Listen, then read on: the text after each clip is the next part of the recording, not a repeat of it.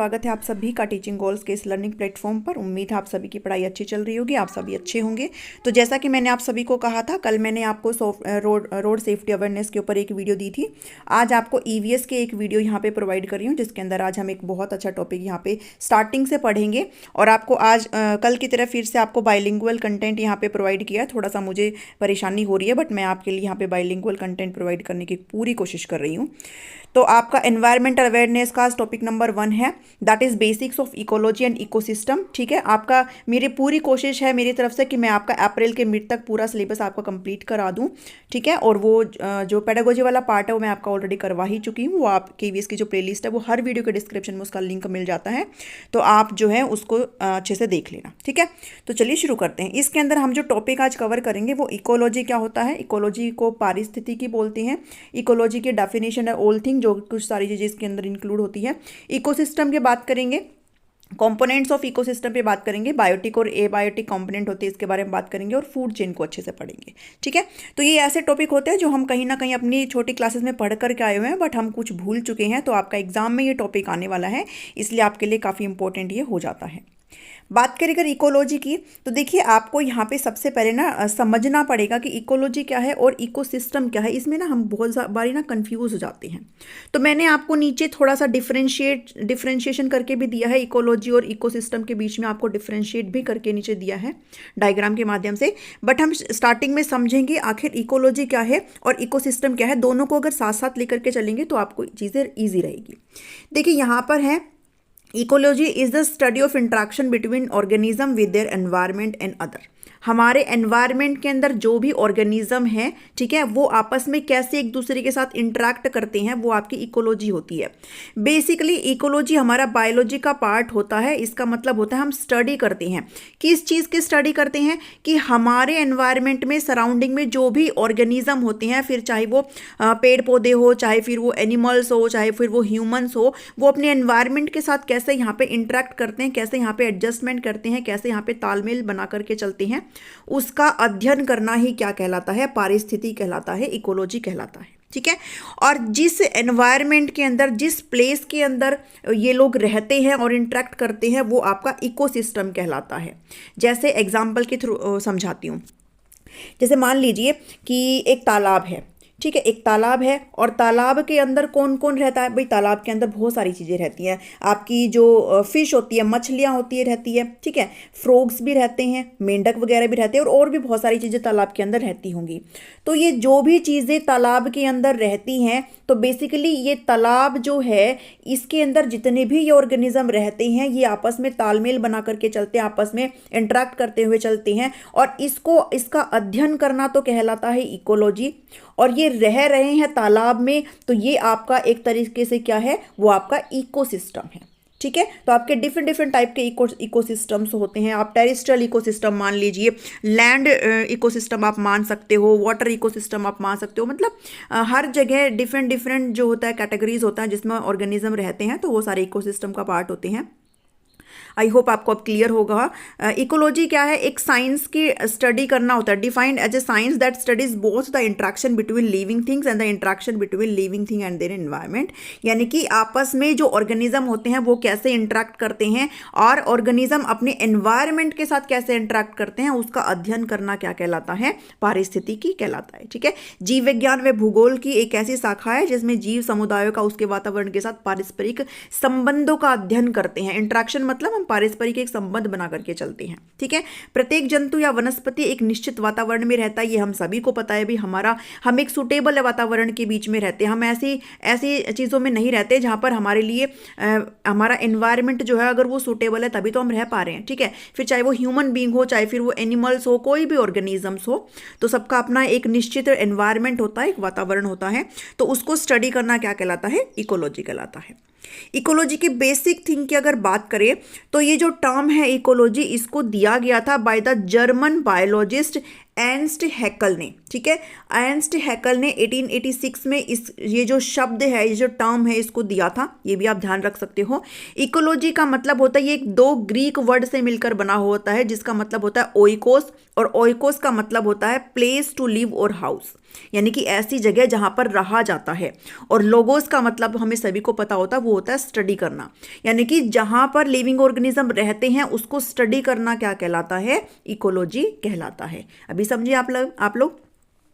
एर्नस्ट हैकल को ही father of ecology बोला जाता है, ठीक है, पारिस्थितिकी के जनक बोला जाता है एर्नस्ट हैकल को। हिंदी में आपको नीचे मिलेगी सारी चीजें। He provided the first definition for ecology, इन्होंने इकोलॉजी यानी कि पारिस्थितिकी की सबसे पहली परिभाषा दी थी। By ecology we mean the body of knowledge concerning the economy of nature. Total, यानी कि बस यही वाली बात बताइए कि जो रिश्ते, जो टोटल रिलेशन होते हैं एनिमल्स के, वो आपस में एक दूसरे के साथ कैसे जो है संबंध बना करके चलते हैं, उसका अध्ययन करना क्या कहलाता है? इकोलॉजी कहलाता है। और जिस एनवायरनमेंट के अंदर, जिस प्लेस के अंदर ये लोग रहते हैं, उसको इकोसिस्टम बोला जाता है, ठीक है। ये एक बेसिक डिफरेंस है जो आपको आगे चल करके बिल्कुल क्लियर हो जाएगा। हिंदी में भी आपको सेम लिख करके दिया है कि ये 2 ग्रीक भाषा के 2 शब्दों से मिलकर के बना होता है, जिसमें ओइकस का मतलब होता है वासस्थान और लोगोस का मतलब होता है अध्ययन, ठीक है। इन दोनों से ग्रीक वर्ड से मिलकर बना होता है। और होता क्या है? जीवधारियों उनके पर्यावरण के बीच पारस्परिक संबंध होता है, और इस अध्ययन को, इसका अध्ययन करना ही क्या कहलाता है? पारिस्थितिकी यानी इकोलॉजी कहलाता है, ठीक है। ये मैंने आपको सेम बता दिया है कि इन्होंने अपनी एक बुक थी, एर्नस्ट हैकल ने इस शब्द को दिया था इकोलॉजी का, और इन्होंने अपनी एक बुक लिखी थी जिसके अंदर इसका जिक्र किया था, ठीक है।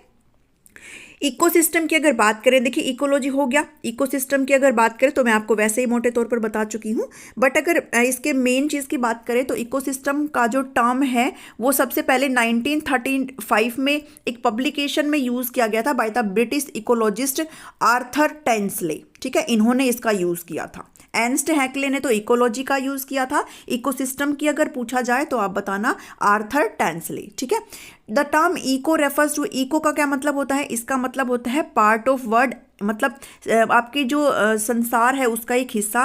And the system refers to the coordinating unit, ठीक है। हम कैसे कोऑर्डिनेट करते हुए चलते हैं, कैसे एक पारस्परिक संबंध बना करके चलते हैं, ठीक है। ये सारा किसका मतलब होता है? इकोसिस्टम को यहाँ पर ब्रेक करके दिखाया गया है, ठीक है। हिंदी में भी आपको नीचे मिल जाएगा। तो इकोसिस्टम क्या है? एक ऐसी कम्युनिटी होती है लिविंग ऑर्गेनिज्म की जो कि एक पर्टिकुलर एरिया में रहते हैं। मैंने आपको अभी ऊपर बताया ना कि जो तालाब होता है उसके अंदर बहुत सारे लिविंग ऑर्गेनिजम्स रहते हैं, ठीक है। तो जिस पर्टिकुलर एरिया में, यानी कि इस तालाब के अंदर जो भी लिविंग ऑर्गेनिज्म रह रहे हैं वो एक इकोसिस्टम का पार्ट है। और इनका अध्ययन करना कि ये कैसे एक दूसरे के साथ संबंध बनाते, कैसे एक दूसरे के साथ तालमेल बना करके चलते हैं, उसको बोला जाता है इकोलॉजी, ठीक है। आई होप आप बिल्कुल आपको क्लियर हो गया होगा। नहीं हुआ तो 1-2 बार रिपीट पर देख लेना, चीज़ें आपको समझ में आ जाएगी, ठीक है। इकोलॉजी के अंदर सारे लिविंग थिंग्स होते हैं, जिसके अंदर प्लांट्स, एनिमल्स, ऑर्गेनिजम्स होते हैं जो कि इंटरेक्ट करते हैं, एक दूसरे के साथ इंटरेक्ट तो करते ही हैं, साथ के साथ नॉन लिविंग एनवायरनमेंट के साथ भी इंटरेक्ट करते हैं, जैसे वेदर के साथ, अर्थ के साथ, सन, सॉइल, क्लाइमेट, ये सारे क्या है? आपके नॉन लिविंग एनवायरमेंट्स होते हैं, ठीक है। तो इकोसिस्टम के अंदर आपके लिविंग थिंग्स भी आते हैं और आपका नॉन लिविंग जो थिंग्स होते हैं वो भी इसके अंदर काउंट होते हैं, ठीक है। तो ये आपका इकोसिस्टम था, जिसमें मैंने आपको हिंदी में भी लिख करके दिया है कि एक पारिस्थितिक तंत्र एक विशेष क्षेत्र में रहने वाले जीवों, जिसके अंदर पौधे, जानवर और ये रोगाणुओं का एक समुदाय होता है जहां पर ये लोग रहते हैं, तो वो पारिस्थितिकी तंत्र कहलाता है, इकोसिस्टम कहलाता है। इकोलॉजी मतलब पारिस्थितिकी होता है और इकोसिस्टम मतलब पारिस्थितिकी तंत्र होता है, ठीक है। तो इको शब्द दुनिया के एक हिस्से को संदर्भित करता है और सिस्टम जो है वो समन्वयकारी इकाइयों को यहाँ पे संदर्भित करता है। तो आई होप आप हिंदी मीडियम वाले नाराज नहीं होंगे, उनको भी यहाँ पे चीज़ें पूरी करके यहाँ पर प्रॉपरली दी गई है, पढ़ सकते हैं आप, ठीक है। अब देखिए यहाँ पे डिफरेंस दिया है मैंने आपको कि मेन डिफरेंस क्या है। इकोलॉजी का मतलब होता है एक ब्रांच ऑफ बायोलॉजी है जिससे हम डील करते हैं relationship of organism to one another and to their physical environment. जैसे तालाब के अंदर कौन से सारे जो भी ऑर्गेनिजम्स थे वो आपस में एक दूसरे के साथ तो कर ही रहे थे, एक रिलेशन बना रहे थे, बट वो अपने एनवायरनमेंट के साथ भी यहाँ पे इंट्रैक्शन कर रहे थे, तो उस चीज़ का अध्ययन करना इकोलॉजी कहलाता है। बट इकोसिस्टम क्या होता है कि ये जो आपस में इंट्रैक्शन कर रहे हैं, ये जो कम्युनिटी होती है ऑर्गेनिज्म की, ये जिस प्लेस पे रहते हैं, ठीक है, उसको क्या बोला जाता है? वो इकोसिस्टम का पार्ट होता है, ठीक है। एक रिलेशनशिप की यहाँ पे बात करी गई है कि ecology include the study of relationship, यानी कि हम यहाँ पे अध्ययन करते हैं जो इनके रिलेशनशिप होते हैं बिटवीन लिविंग ऑर्गेनिज्म और एनवायरनमेंट। तो ये जो एनवायरनमेंट और लिविंग ऑर्गेनिज्म का ये जो तालमेल है इसका हम अध्ययन करते हैं वो इकोलॉजी होता है। और इकोसिस्टम तो वो जगह होता है जैसे फॉरेस्ट हो गया, ठीक है, ग्रासलैंड हो गया, डेजर्ट हो गया, स्टिल वाटर हो गया, रिवर हो गया, स्ट्रीम हो गया, कोरल रीफ्स हो गया। तो ये जगह होती है जहाँ पर अलग अलग ऑर्गेनिजम्स रहते हैं, लिविंग ऑर्गेनिजम्स रहते हैं। इसलिए मैंने आपको शुरुआत में बताया था इकोसिस्टम बहुत टाइप्स के होते हैं, ठीक है। तो जैसे तालाब हो गया, फ्रेश वाटर हो गया, एक्वाटिक एनिमल्स हो गए, ठीक है। समुद्र के अंदर एक अलग दुनिया होती है, वो एक अलग इकोसिस्टम होता है। जमीन पर अलग एनिमल्स रहते हैं, ऑर्गेनिजम्स रहते हैं, तो वो एक अलग दुनिया होती है। तो ये क्या है, एक इकोसिस्टम होता है, ठीक है। और इनकी स्टडी करना इकोलॉजी कहलाते हैं। अभी आपको क्लियर हो गया होगा। कंपोनेंट्स ऑफ इकोसिस्टम की बात करते हैं। पारिस्थितिकी तंत्र के घटक क्या होते हैं। अब देखिए इकोसिस्टम है, इसके अंदर आपका इकोसिस्टम के अंदर आपके लिविंग ऑर्गेनिज्म तो रह ही रहे हैं और साथ ही वो इंटरेक्शन कर रहे हैं अपने एनवायरनमेंट के साथ। तो एनवायरनमेंट के अंदर आपकी सॉइल आती है, वेदर आता है, सब कुछ आता है, तो वो आपका जो है नॉन लिविंग पार्ट हो जाता है। तो इकोसिस्टम के अंदर आपके बायोटिक और एबायोटिक कंपोनेंट दोनों आते हैं। बायोटिक के अंदर लिविंग थिंग्स आती है और एबायोटिक के अंदर आपके नॉन लिविंग थिंग्स आती हैं, ठीक है। और लिविंग और नॉन लिविंग तो आप सभी को पता होगा। बायोटिक का मतलब होता है जैविक घटक और एबायोटिक का मतलब होता है अजैविक घटक, ठीक है। तो ये सारी चीजें आगे पढ़ेंगे। तो primary goal of ecology is to understand how biotic, और ये सारी चीजें हम देखते हैं कि कैसे आपस में सारी चीजें एक दूसरे के साथ इंटरेक्ट करती हैं और यही चीजें आपके कंपोनेंट में शामिल होते हैं। तो बायोटिक कंपोनेंट सबसे पहले पढ़ेंगे जो जैविक घटक होते हैं। बायोटिक कंपोनेंट में क्या क्या आते हैं भाई, आपके प्लांट्स आते हैं, जितने भी लिविंग थिंग्स होती है ना वो सारी इसमें आते हैं। प्लांट्स आते हैं, एनिमल्स आते हैं, ह्यूमन बींग्स आते हैं, एल्गे, फंगाई, बैक्टीरिया, वायरस, और ये सारे जितने भी लिविंग थिंग्स होते हैं वो सारे आपके बायोटिक कंपोनेंट का हिस्सा होती है, आपके जैविक घटक का हिस्सा होती है। बायोटिक कंपोनेंट को यहाँ पे 3 कैटेगरीज में डिवाइड किया गया है, ठीक है। हिंदी में भी आपको लिख करके प्रोवाइड किया है। पादपों एवं जंतुओं से मिलकर के जैविक घटक बनते हैं और ये 3 प्रकार के होते हैं, जिसके अंदर प्रोड्यूसर जिसको उत्पादक बोलते हैं, कंज्यूमर जिसको उपभोक्ता बोलते हैं, और डिकम्पोजर्स जिसको अपघटक बोलते हैं। एक एक करके समझेंगे सारी चीज़ों को। प्रोड्यूसर्स कौन से होते हैं? प्रोड्यूसर वो होते हैं, प्रोड्यूसर्स आर एटोग्राफिक ऑर्गेनिज्म जो अपना खाना खुद बनाते हैं, ठीक है। जैसे ग्रीन प्लांट्स हो गए, भाई अपना खाना खुद बनाते हैं किसकी हेल्प से? सनलाइट से, ठीक है। इनको सन की लाइट चाहिए है, कार्बन डाइऑक्साइड की हेल्प चाहिए होती है, पानी चाहिए होता है, ठीक है। और इन सारी चीज़ों से वो अपना खाना सेल्फ बनाते हैं। जो प्रोड्यूसर होते हैं, जो यहाँ पर चीज़ों को प्रोड्यूस करते हैं, जो उत्पादक होते हैं वो अपना खाना खुद बनाते हैं, जिसके अंदर आपके सारे प्लांट्स वगैरह आते हैं, ठीक है। प्लांट्स आते हैं, एल्गे आते हैं, कुछ बैक्टीरियाज भी होते हैं। तो ये वो ऑटोट्रोफिक ऑर्गेनिज्म होते हैं। ऑटोट्रोफिक का मतलब होता है जो अपना खाना सेल्फ प्रिपेयर करते हैं, खुद से बनाते हैं। आप सभी को पता है ना भी प्लांट अपना खाना खुद बनाते हैं। कहाँ पे बनाते हैं?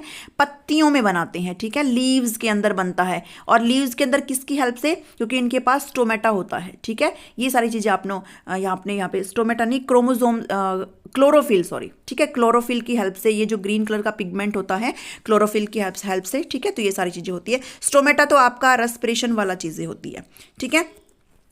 Organisms able to make their own food from inorganic compound using photosynthesis की हेल्प से, भाई प्लांट्स अपना खाना बनाते हैं। इस प्रोसेस को फोटोसिंथेसिस यानी कि प्रकाश संश्लेषण बोला जाता है। ये हम सभी 6th क्लास से पढ़ते हुए आते हैं, जिसके अंदर ये लोग जो पौधे होते हैं वो सनलाइट का यूज़ करते हैं, CO2 का इस्तेमाल करते हैं, ठीक है, और खाना बनाते हैं। उसके बाद खाना जो है पत्तियों में स्टोर होता है, ऑल ओवर द जो पार्ट है वो पहुंच जाता है।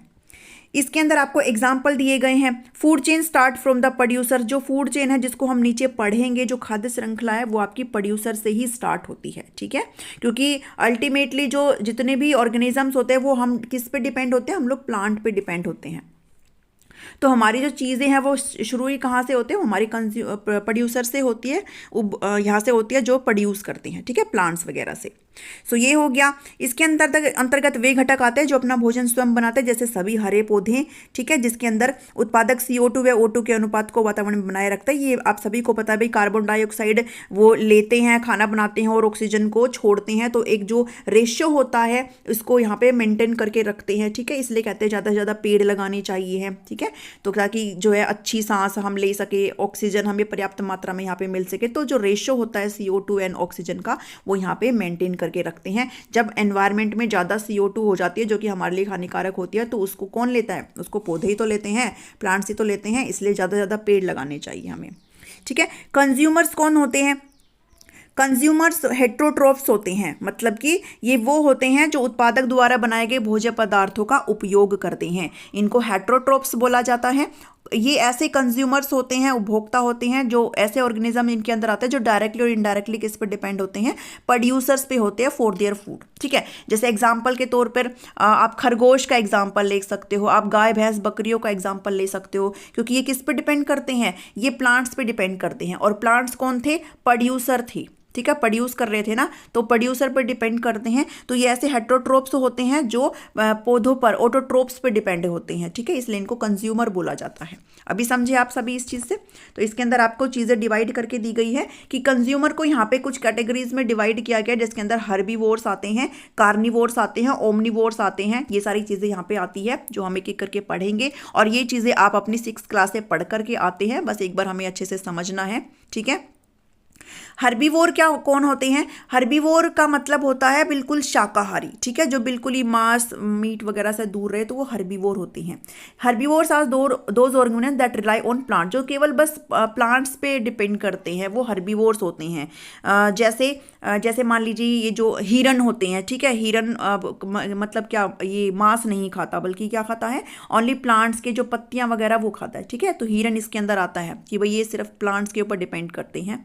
ठीक है, they exist in the range of tiny insects, छोटे छोटे इंसेक्ट्स भी क्या होते हैं भाई, पत्तियां खाते हैं, इनसे लेकर के और लार्ज एलिफेंट तक इवन किस पे डिपेंड करते हैं, ये भी पेड़ पौधों पर ही डिपेंड करते हैं। ठीक है, हर्बीवोर्स को प्राइमरी कंज्यूमर्स यहाँ पे बोला जाता है। इसके एग्जाम्पल यहाँ पे आप हिरन ले सकते हो। हर्बीवोर यानी कि शाकाहारी जो होते हैं, वो ऐसे प्राणी होते हैं जो केवल पेड़ पौधों के अंश जैसे कि पत्ते, फल, फूल, जड़, घास इत्यादि खाते हैं, जिसके अंदर ये बहुत सारे एग्जाम्पल हैं जो कि आपके शाकाहारी के हो सकते हैं, हर्बीवोर्स के हो सकते हैं।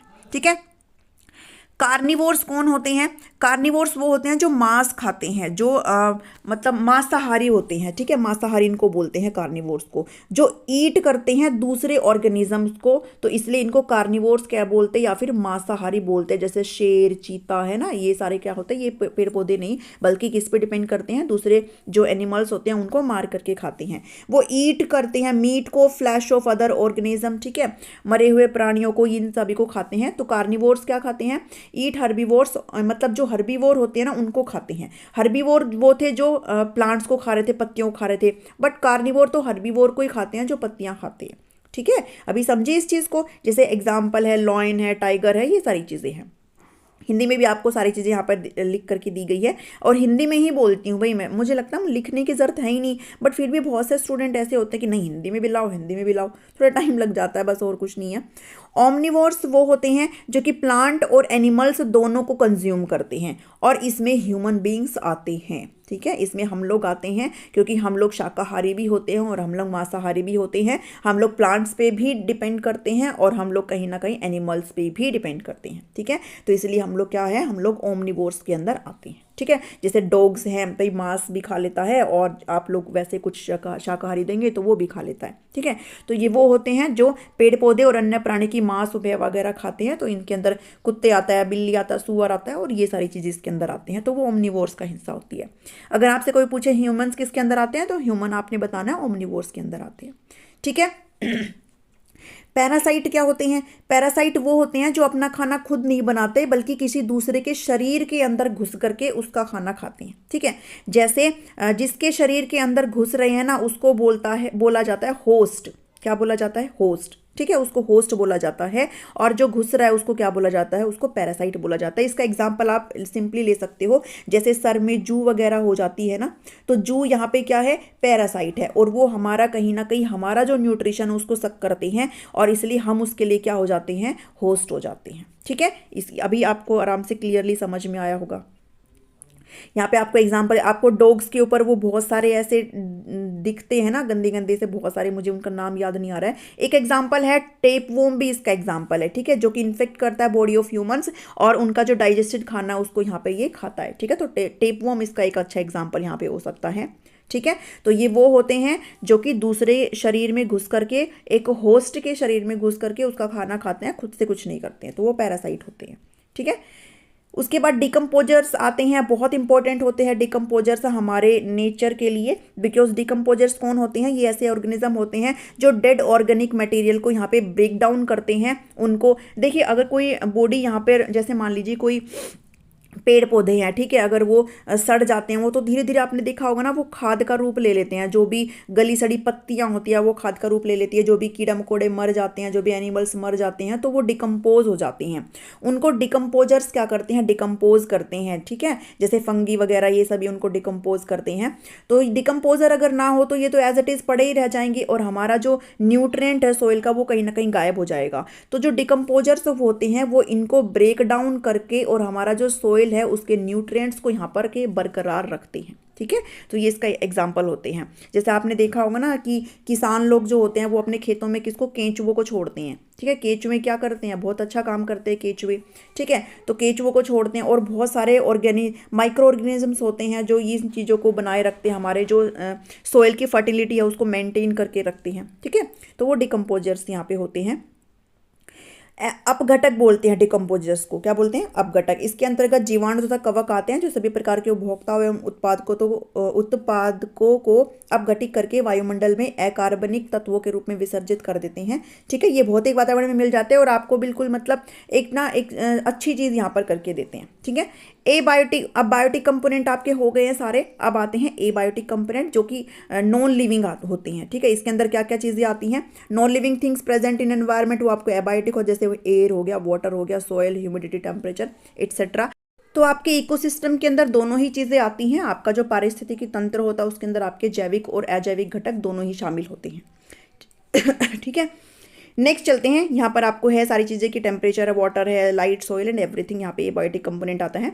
अब हम पढ़ेंगे फूड चेन के बारे में, खाद्य श्रृंखला के बारे में, ठीक है। खाद्य श्रृंखला, पता नहीं कैसे लिखा हाँ ऐसे ही लिखा जाता है, खाद्य श्रृंखला के बारे में। अब देखिए हमारे ना, इसको ना मैं आपको इस डायग्राम के माध्यम से समझाती हूँ। हम सभी इस चीज़ को बहुत अच्छे से पढ़ करके आए हुए हैं, बस हमें थोड़ा सा इसको रिगेन करना है।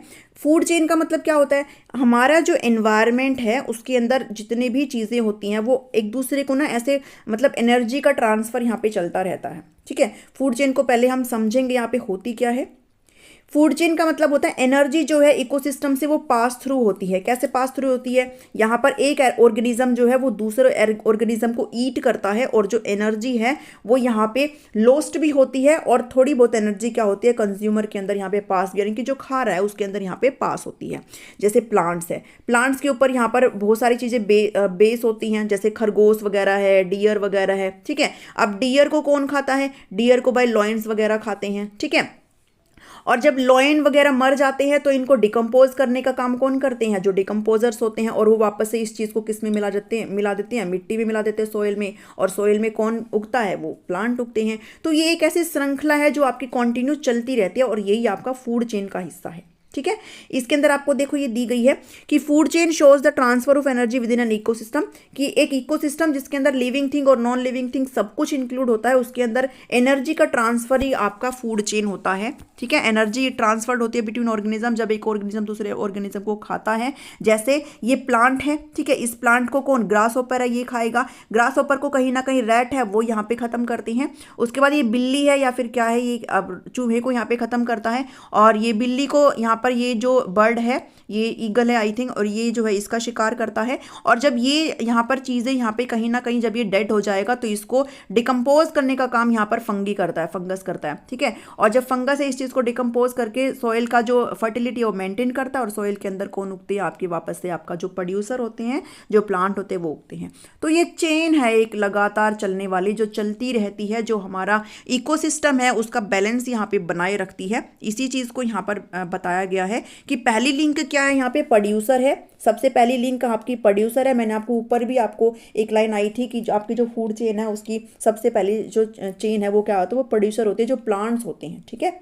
जो प्लांट्स होते हैं वो हमारा सबसे पहला चेन होता है हमारी फूड चेन का, क्योंकि इनडायरेक्टली या डायरेक्टली हम लोग किस पे डिपेंड करते हैं, हम लोग अपने प्लांट्स पे डिपेंड करते हैं।